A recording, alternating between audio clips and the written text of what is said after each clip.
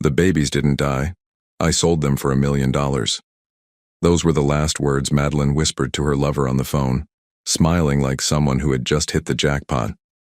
She had no idea that her husband was already standing in the hallway, hearing every word of her betrayal. What happened next will make you question everything you think you know about love, betrayal, and justice. Viewers, have you ever trusted someone so deeply that their betrayal felt like a knife to your chest? What would you do in that moment? Caleb Harrison hadn't stopped shaking since the phone call. He was 7 days into his trip to Johannesburg, 3 days shy of closing a contract that might have saved his consultancy. But when Madeline's voice cracked on the other end of the line, "Caleb, the babies didn't make it. I had complications. Stillborn." Everything collapsed inside him. He canceled the meetings, packed in a daze, and boarded the next flight home. Guilt gnawed at him for not being there, for chasing deals while his wife suffered alone. On the plane, he kept seeing her face in his mind, pale and broken, whispering the news. By the time he landed in Boston, dusk had fallen. He ordered an Uber from Logan, not bothering with their usual driver. The ride was silent, except for the driver asking once if he was all right. Caleb nodded, his hand pressed against his forehead. How could he be? His twins, his first children, were gone before he ever held them. All he wanted was to get home, to hold Madeline, to grieve together. The Uber pulled into the driveway. Caleb tipped the driver, grabbed his suitcase, and stood at the door of the quiet suburban house. He carried a bouquet of lilies in his other hand, small and pitiful compared to the weight of what they'd lost. Taking a deep breath, he pushed the door open. The house smelled faintly of vanilla candles. For a second, he thought he heard silence. Then it came. Laughter. Not a brittle, broken laugh, but full, rolling laughter that stopped him in his tracks. Madeline's voice, bright and alive, carrying down the hallway. His stomach twisted. He followed the sound toward his study where the door was slightly ajar. Through the crack, her words cut the air like a blade. "Brandon, the babies didn't die. I sold them. $1 million for twins, can you believe it?" Caleb froze. His grip tightened on the suitcase until his knuckles ached. His mind rejected it at first. Jet lag, exhaustion, a misheard phrase. But then Brandon's muffled chuckle filtered through the phone speaker and Madeline spoke again. "No, he doesn't know. He thinks I had complications. The poor fool cut his trip short to comfort me. He'll never suspect." Caleb's vision swam. Every cell in his body screamed to barge in, to demand she repeat those words to his face. But something colder settled in him instead. Years in cybersecurity had taught him, when you uncover a breach, you don't sound the alarm. You watch. You gather. You trap. He stepped back from the door, forcing his breath steady. When Madeline finally noticed him minutes later, she rushed forward, slipping her phone into her pocket. "Caleb, you're home early," she exclaimed, wrapping her arms around him. He hugged her back, his face hidden in her hair. To her, he was the grieving husband. To himself, he was a man hollowed out, already planning a revenge so brutal she'd pray the babies had died instead of living to see it. Caleb lay awake long after Madeline drifted into sleep, his body stiff beside hers. She slept soundly, her breathing soft, her arm curled over the sheet in the way she always did after long days. To anyone else, she looked like a grieving wife, worn out by loss. To Caleb, she looked like a woman who had laughed about selling her own children hours earlier. The phone glowed faintly on the nightstand, screen dark. Caleb reached for it carefully, his heartbeat drumming in his ears. He plugged it into his laptop, sliding the cable into the port with the precision of a man used to handling sensitive breaches. The recorder app, installed months earlier at Madeline's insistence, had logged everything. He remembered her explaining it back then, eyes earnest. "If someone ever twists my words again, I'll have proof." Now the proof cut both ways. Through his headphones, her voice spilled like poison. "Brandon, the babies didn't die. I sold them. $1 million for twins." The audio was sharp, damning. Brandon Cole's laugh followed, low and mocking. Caleb saved every file, labeling them carefully, copying not just the recordings but text threads, timestamps, call logs. Each detail became a nail in the coffin he was building for her. He leaned back in the chair, staring at the sleeping figure across the room. Images flooded his mind. Madeline on their wedding day, veil trembling as she promised forever. The way she clutched her stomach when she told him they were expecting. The late-night talks about names, about nursery colors. And now, gone. Sold. $1 million in exchange for blood. Caleb clenched his jaw. Evidence alone wasn't enough. He needed the truth laid bare by someone who could unearth what she had hidden. He scrolled through his encrypted contacts and selected a number. It had been years since he'd used it, but some resources never faded.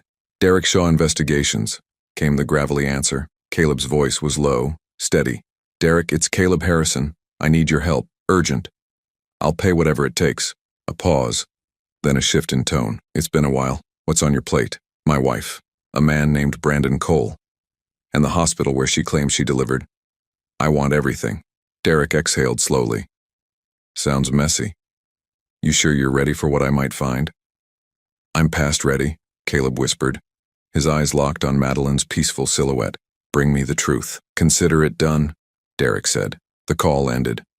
Caleb closed the laptop, slid the phone back onto the nightstand and returned to bed. Madeline stirred slightly, sighing, then settled deeper into sleep.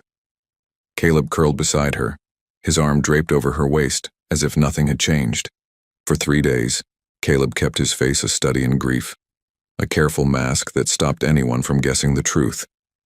He answered calls from clients with a hollow steadiness, accepted casseroles from neighbors, and sat through prayers with the same bowed head he'd once used at a funeral. At night he lay beside Madeline and let the rhythm of her breathing lull him into a silence that tasted like iron. He did not suspect. He only hurt. Then, in the margins of that hurt, Derek began to deliver his findings in pieces, slow and surgical. The meat was not dramatic. They chose a municipal parking lot under sodium streetlights, the kind of place where no one asked questions. Derek climbed into the rental and passed a small encrypted drive across the console. I'll start with the basics, he said, voice low. You want proof. You want the why. Here's the why. Caleb swallowed and slid the drive into his pocket like a loaded coin. Derek ran through the trail. Madeline checked into a private clinic in Worcester under her maiden name. The clinic runs off-books procedures. I pulled the admissions log. There's a C-section time-stamped and initialed. The doctor listed has a revoked license. The sonogram dates were altered. The so-called stillbirth certificate has signatures that don't check out with the state registry. He thumbed the edge of the drive, then added, and wire transfers. Large sums routed through shell accounts. One significant transfer cleared around the date of the surgery. Caleb felt each line like a blow. He pictured the white cribs he'd built, the mobile he'd chosen online, the names he and Madeline had whispered in the nursery. Faces from memory flickered. Madeline laughing in the kitchen at a dinner party, Brandon lingering too long in her messages. He had never once thought to question the friend who'd brought over wine that week, or the casual jokes at brunch. There was no room in grief then for the idea of betrayal. Derek turned the laptop so Caleb could see still frames, grainy CCTV of the clinic's rear exit. A woman in a hooded coat helped Madeline into a sedan. A courier bag exchanged hands. The clip was brief, the image washed in morning light, but it was enough. They took the babies, Derek said quietly. The kids were alive when they left that place. He watched Caleb's face closely. If you want them back, we get law enforcement involved and move fast. These operations disperse babies quickly. They're hard to trace once they vanish into a network. Caleb's jaw tightened. Rage and something colder uncoiled inside him.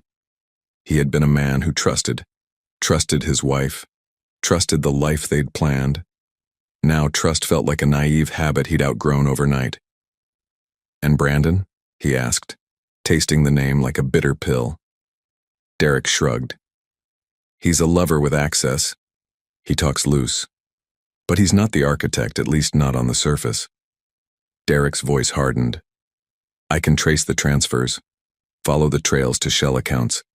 But we need legal teeth, subpoenas, warrants, a police team ready to act on the locations I'm pulling.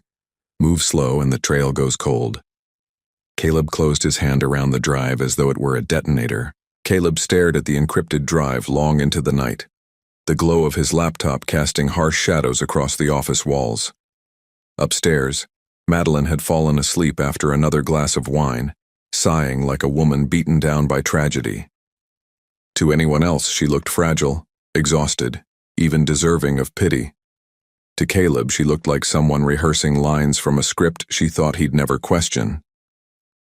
He slid the drive into his safe, closed the metal door with a quiet click, and leaned back in the chair. The next morning, he made her breakfast. She looked at him with softened eyes as he slid a plate of toast and eggs in front of her. "You shouldn't have," she whispered, brushing her hair back. "You've been through enough," he murmured, squeezing her hand. "I want to take care of you." Her lips trembled, and she set her hand over his. "You're too good to me, Caleb. I don't know what I'd do without you." The words twisted like a knife. He smiled anyway, steady, the way he'd smiled on their wedding day when she'd sworn forever. She didn't notice how his jaw tightened before he turned to the sink. Later in the afternoon, he sat across from a divorce lawyer in a glass-walled office downtown. Rain streaked the windows. The lawyer, a silver-haired man named Collins, tapped his pen against a notepad. "You want discretion?" Collins said. "That means we prepare everything quietly and file when you give the word." Caleb's voice was calm, almost detached. "Grounds, adultery, and fraud. I'll have evidence. When I drop it on her, I want it to be public. I want no room for her to wiggle out." Collins studied him for a moment, then nodded. "Understood." By the time Caleb pulled into the driveway that evening, he had smoothed the mask back on. Madeline met him at the door, her robe replaced by a fitted sweater and jeans. She looked younger when she smiled like that, leaning up to kiss him lightly. "I've been thinking," she said, "maybe we should take a short trip when I feel better. Just the two of us." His chest tightened. "That sounds perfect," he murmured, brushing a strand of hair from her face. "But first, your birthday. I want to do something for you. Something special." Her eyes brightened, surprise flickering there. "My birthday? Caleb, you don't have to." "I want to," he interrupted gently. "Invite whoever you like. Friends, family, Alyssa, everyone. We'll celebrate you." She reached up, cupping his cheek. "You really are my anchor." He kissed her palm, hiding the storm in his eyes. That night, after Madeline drifted off, Caleb stepped outside and dialed a number Derek had given him. It rang twice before a firm voice answered. "Detective Morales, Major Crimes." "This is Caleb Harrison," he said quietly, pacing in the shadow of the porch light. "I have evidence of an illegal adoption ring. My children are alive. My wife sold them." A long pause followed. "You'll need proof," Morales finally said. "You'll have it," Caleb replied. "But I want this handled right. No leaks, no slip-ups. When you move, I want it to be the end of her world." Morales exhaled into the line. "Bring what you have tomorrow. We'll prepare a warrant." Caleb pocketed his phone and stared at the dark windows of the house. Through the curtains, he could see Madeline stir in her sleep, turning to his side of the bed where she thought he belonged. His chest tightened, not with love, but with the raw ache of betrayal.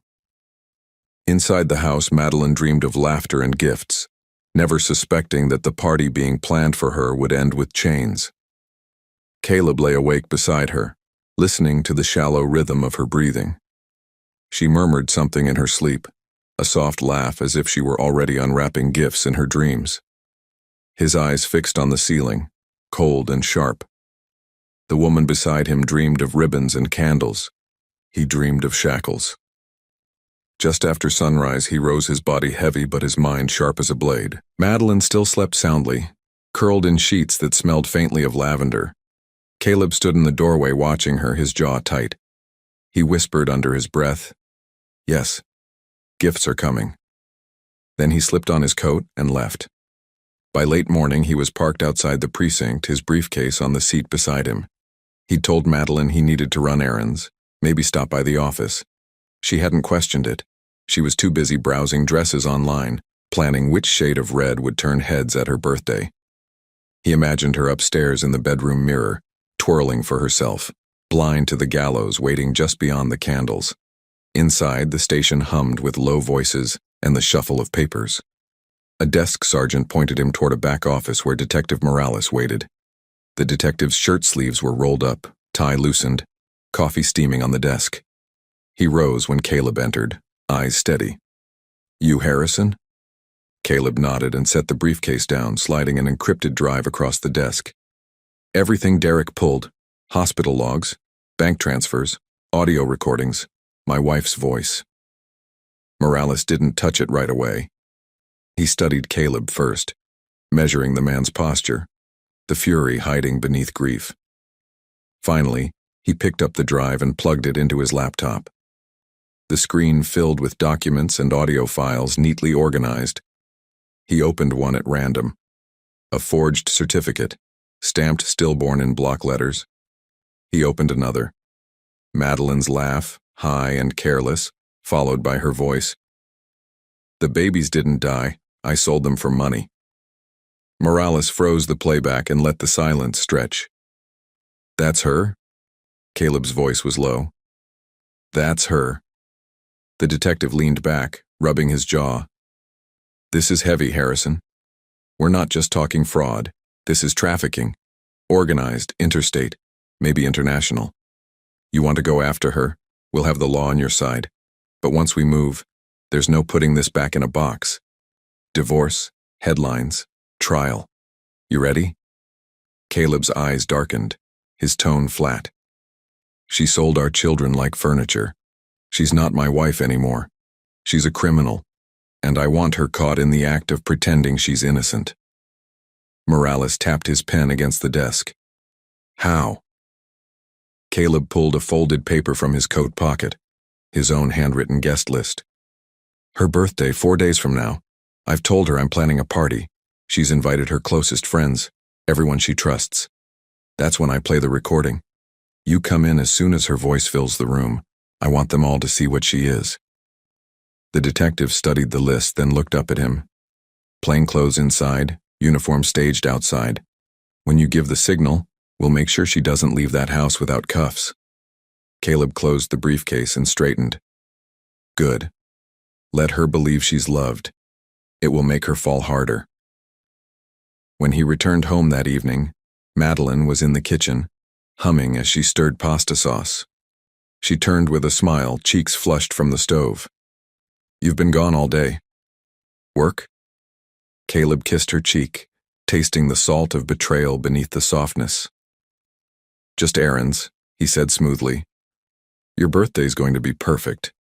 She leaned against him, smiling into his chest. Upstairs, her guest list glowed on her laptop screen. A week after Caleb filled for divorce, the courier handed Caleb a thick envelope stamped with the county seal. He stood at the doorway for a long moment, the sound of neighborhood children playing faint in the distance. He turned the envelope over in his hands, feeling the weight of the law inside, a weapon bound in manila. Tomorrow was her birthday. Tomorrow the mask would fall. He slipped the envelope into his briefcase, locking it with a soft click.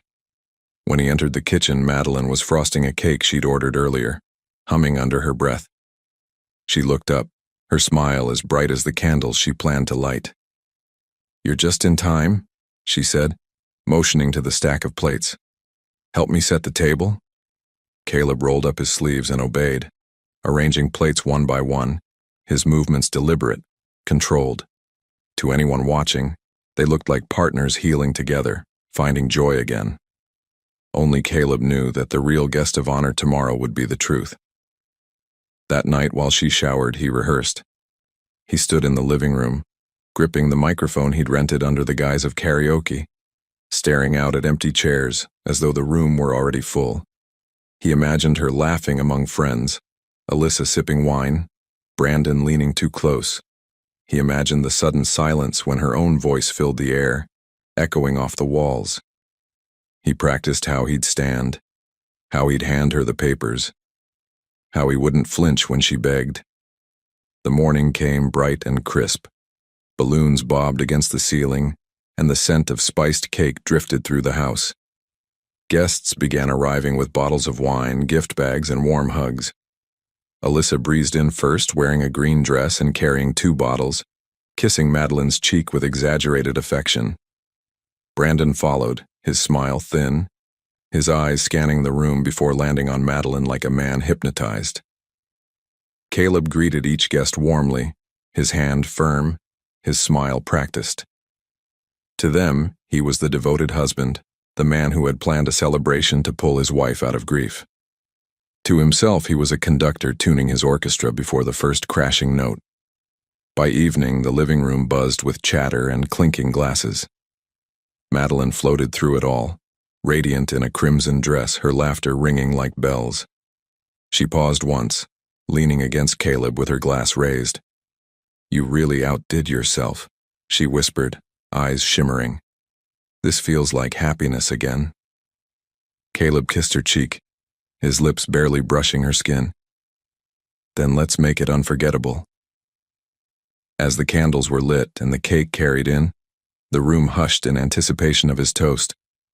Caleb stepped forward, the microphone warm in his hand. The crowd turned toward him, glasses raised. Madeline beamed, expecting words of love. Instead, Caleb's thumb pressed play. Her own voice filled the room. "The babies didn't die. I sold them for money." The laughter died. Silence fell heavy as stone. The sound of her voice echoed against the walls, sharp and undeniable. "The babies didn't die. I sold them for money." Glasses froze halfway to lips. A fork clattered to the floor. Alyssa blinked, her smile stiffening, then vanishing altogether. Brandon's face drained of color, his body rigid by the doorway. Madeline's laughter faltered, then died. Her wine glass slipped from her hand and shattered across the hardwood. "Turn that off," she gasped, her eyes darting wildly from face to face. It's not what it sounds like." Caleb's expression was carved from stone. He held the microphone steady, letting the recording play again, louder this time until there was no denying it. "The babies didn't die. I sold them for money." A murmur rippled through the guests, disbelief thick in the air. Someone whispered, "Oh my God." Another covered her mouth, eyes wide in horror. Madeline lunged toward the microphone, her hands trembling. "Stop it, Caleb, please. They don't understand." But Caleb was faster. He stepped back, producing the manila envelope from his briefcase. The county seal glistened under the lights. He dropped it on the table with a thud that silenced even her pleas. "Happy birthday," he said coldly. "Here is your present sign, the divorce papers." Her knees buckled. She gripped the edge of the table, her eyes wide with panic. "You don't understand," she stammered, tears spilling now. "I did it for us, for the money. We were drowning, Caleb. You were gone, failing, and you sold my children." His voice cracked like a whip, fury breaking through the mask. "Not furniture, not stocks, our children. You chose greed over life, over love, over me." Madeline turned desperately to the guests, her hands outstretched. "Please, you have to believe me. It wasn't like that." Alyssa shifted uncomfortably, her glass clutched tight. Brandon tried to edge toward the door, sweat beading on his forehead. But before anyone could move, the front door opened and 2 uniformed officers stepped in, followed by Detective Morales in plain clothes. "Madeline Harrison," Morales announced, his voice firm. "You're under arrest for fraud, child trafficking, and conspiracy." Gasps filled the room. Madeline froze, her painted smile finally cracking into horror. "No," she whispered, shaking her head. "No, Caleb, you called them? You did this to me?" Caleb didn't answer. He simply watched as the cuffs clicked around her wrists, metal biting into her skin. Her cries filled the room, desperate, shrill, the sound of a woman watching her world collapse. "You can't do this," she screamed as the officers guided her toward the door. Her eyes darted to Caleb one last time, wild and pleading. "You loved me once. Caleb, please." Caleb's voice was steady, almost quiet, but it carried across the stunned room. The man who loved you died the moment you laughed about selling our children. The guests stood frozen, some weeping, some too shocked to speak as the door closed behind the officers. The house was silent now, save for the faint hum of the microphone still in Caleb's hand. He set it down gently, like a man laying flowers on a grave. The room was frozen in shock, the echo of Madeline's voice still bouncing off the walls. The police had already stepped forward, Morales announcing the arrest. Madeline jerked back against the officer's grip, her crimson dress trembling with each shallow breath. "It wasn't me!" she cried, her voice raw. "It wasn't all me!" Her eyes darted wildly, landing on the crowd until they fixed on one figure near the wine table. Alyssa, she's the one who set it up. She introduced me to them. Every head turned at once. Alyssa's smile collapsed, the glass slipping from her hand and splintering against the floor. "Madeline," she hissed, her voice tight. "Shut your mouth." But Madeline lunged forward, her body straining against the cuffs, desperation spilling from her like blood. "She told me not to abort, Caleb. She told me I could make a fortune instead. She knew the buyers. She was the one that linked us. She took me to that clinic. She stayed through the surgery. She signed the papers. She's in it deeper than me." The crowd gasped, a collective intake of breath. Someone muttered, "Dear God."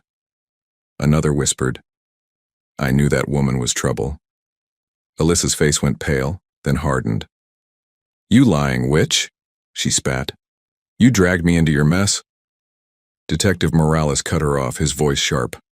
"Alyssa Grant, don't move." Two plainclothes officers stepped in, their hands already on her arms. Alyssa tried to back away, but her heel caught on the edge of the rug. They seized her wrists, twisting them behind her back with practiced precision. The metallic snap of cuffs echoed through the stunned silence. Caleb stood motionless, watching the two women who had once filled his home with laughter now crumble into screaming, struggling figures under police hands. Madeline shrieked, tears streaking her cheeks. "I didn't want to do it, I only wanted us to survive. Caleb, please, you have to believe me." His reply was ice. "You sold survival at the cost of your soul." Alyssa writhed as the officers dragged her forward, her voice cutting through the chaos. "You think you're safe now, Caleb? You think this ends here? There are more of them. People with money, power. You'll never touch them." Morales leaned in close as they hauled her toward the door. "We don't need to touch all of them tonight, just you." Guests pressed themselves against the walls, whispering prayers, holding their children close, or shaking their heads in disbelief. The birthday candles still burned on the cake, their wax dripping in silence, untouched. As the door slammed shut behind the officers, Caleb picked up the microphone again. His hand was steady now, the storm inside him momentarily quiet. He looked at the remaining crowd, their eyes wide with horror, and said simply, "The party's over." The guests pressed back against the walls as the two women were dragged through the living room. Madeline's shrieks rattled against the chandelier. Alyssa cursed like a cornered animal. Outside, the cold night air cut the noise in half. The flashing lights of squad cars painted the suburban street in red and blue, neighbors peeking through curtains at the spectacle. Caleb followed, silent as if walking behind a funeral procession. At the precinct, the air smelled of stale coffee and steel. Caleb stood stiff behind the glass as Detective Morales leaned across the table at Madeline. Her cuffed hands trembled. "Talk," Morales said. Madeline's voice cracked. "It was Becker. That's the name. He arranged the payment, brought men in suits, a woman with a clipboard. Alyssa told me he was safe, that he had doctors on payroll. I thought—" Her words dissolved into sobs. In the other room, Alyssa's smirk faltered when Morales repeated the name. "So she gave him up, huh?" Alyssa's tone was bitter. "Fine. Becker's the middleman. He runs the deals, keeps the cash flowing, makes the transfers look clean. He's got a farmhouse front off Route 47. But you're wasting your time. By dawn, they'll all be gone." Morales pressed harder. "Where exactly do we find Becker?" She rolled her eyes. "Downtown. His office looks like some boring insurance firm. Top floor, red door. You can't miss it." Within the hour, unmarked cars surrounded the address. Caleb waited in the back seat of Morales's car, his nerves stretched like wire. Through the windshield, he watched Becker dragged out of his office in a wrinkled suit, his silver hair slicked back, his face pale but defiant. "Lawyer," Becker barked, but his voice shook. At the station, it didn't take long. Becker cracked when shown Alyssa's statement. "You think I care about your little morality play?" He spat. "You want your kids? Fine, I'll take you there. But after tonight, there'll be another house, another buyer. You can't kill demand." Caleb's jaw clenched, his fists tight. "I don't need to kill demand. I just need my children." The convoy rolled out again, sirens off this time, engines low against the night. Caleb sat in the second van, heart hammering, as Becker, now cuffed and cornered, guided them. "Farmhouse on Route 47. Becker muttered. "Riverside Women's Health. Old sign peeling paint. Looks like nothing." The van slowed as the shape of the building rose out of the dark. From the outside it was plain, a sagging porch, dusty windows, a crooked sign. But Caleb felt his chest seize as Morales whispered into the radio, "Go." The night shattered. Doors splintered, boots pounded, shouts rang. Officers flooded through hallways, flashlights slicing across sterile rooms. Caleb's breath stopped when he saw Becker shoved against the wall, shouting names as cops poured past him. Then came the sound, the high, raw wails of babies. Dozens of them. Officers emerged carrying small bundles, laying them gently on blankets in the grass. Morales's voice was grim as he counted. Over 50. Caleb stumbled forward, his eyes scanning wildly, and then he saw them. Two tiny bodies carried side by side, squalling in unison, paperwork clipped to their blankets. His twins. He dropped to his knees, arms open, as the officer lowered them into his embrace. Their warmth filled the hollow in his chest, their cries sinking into his skin like a brand. For the first time in weeks, Caleb's broken whisper steadied. "Daddy's here." The night was chaos under floodlights. Rows of rescued infants lay swaddled on blankets in the grass, nurses hurrying between them with bottles, oxygen tanks, and soothing murmurs. Officers moved briskly, logging names, snapping photos, and tagging each child for official records. Caleb stood frozen in the center of it all, two bundles in his arms. His twins. Their cries beat against his chest, fragile and real. For a moment, the rest of the world dimmed, and he rocked them, whispering their names through tears. A government official stepped forward, a woman in a navy suit with weary eyes. "Mr. Harrison," she said, kneeling beside him, "based on the records and the statements, we believe these are your children, but custody cannot be formally transferred until DNA confirmation is complete. It's the law." Caleb's throat tightened. "How long?" 48 hours, she said. "We'll fast-track it. In the meantime, you'll have visitation rights, and the children will remain under state protection." He bent close, whispering to the infants before they were carried away. "Daddy's here. I'll bring you home. I swear it." By morning, the story splashed across every headline. Infant trafficking ring busted. Over 50 babies rescued. Becker's mugshot filled the news beside Alyssa's sneer and Madeline's broken face. Families of missing infants began flooding hotlines, desperate for word. Caleb ignored the noise. His entire being was fixed on two things: the trial, and the moment he could hold Ethan and Grace without the shadow of doubt. The courthouse swelled with tension weeks later. Reporters clogged the steps, cameras flashing, while inside the gallery overflowed with families and spectators. Caleb sat in the front row, his hands clasped tight, his sister at home watching over the twins until custody was finalized. Madeline entered first, a shell of the woman he once married. Her eyes darted toward him, pleading. Alyssa followed, still carrying herself with a poisonous defiance, her chin raised as if chains were jewelry. Becker came last, arrogance stripped away, his face pale and sweat-beaded. Doctors, nurses, and clerks filed in behind them, every accomplice who had turned innocence into profit.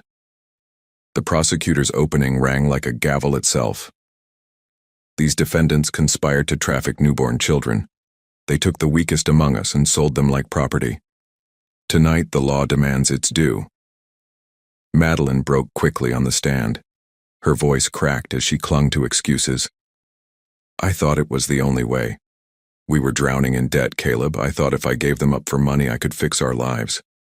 Alyssa said it was safe. Her eyes locked on him, wet and desperate. I thought you'd understand. Caleb's stare was stone. He did not blink. Alyssa spat when it was her turn. Don't pretend you're saints, she hissed at the jury. The whole world sells something. I just sold what was available, and I'd do it again if I had the chance. Her laughter was bitter, her smirk brittle at last. Becker folded under the weight of evidence. Ledgers, bank transfers, hospital bribes. His empire crumbled in the silence of the courtroom as document after document was displayed. The judge's voice, when it came, carried like thunder. For crimes of trafficking, conspiracy, and medical fraud, this court sentences Madeline Harrison, Alyssa Reynolds, Gerald Becker, and all identified accomplices to life imprisonment without the possibility of parole. Gasps rippled through the gallery. Families wept, some in grief, some in relief. Madeline collapsed into her chair, sobbing uncontrollably. Alyssa stiffened, her mask of pride shattering. Becker dropped his head, the fight gone from him at last. Caleb sat still, breathing slowly, letting the moment sink in. Justice. Brutal, permanent justice. Then the judge's gavel struck once more. Additionally, DNA confirmation has returned. It proves beyond doubt that the twins' infants recovered in the raid are the biological children of Caleb Harrison. Custody is hereby restored to their father, effective immediately. The words rang louder than any sentence. Caleb's breath caught as two state workers entered with Ethan and Grace in their arms. His legs trembled as he rose, reaching out, his tears falling freely as they were placed against his chest. Their warmth, their cries, their tiny fists clutching at his shirt, everything he had fought for was real, solid, alive. The judge's voice softened, almost human. Mr. Harrison, take your children home. Outside, the cameras flashed wildly, reporters shouting questions. But Caleb heard none of it. He held Ethan and Grace close, whispering a vow into their soft hair. You're safe, you're mine, and nothing will ever take you from me again. He stepped into the daylight, not as a victim of betrayal, but as a father carrying home everything the world had tried to steal. For the first time since the nightmare began, silence felt safe. Viewers, if you were in Caleb's shoes, what would you do? Drop your thoughts in the comments and don't forget to like and subscribe for more interesting and true-to-life stories.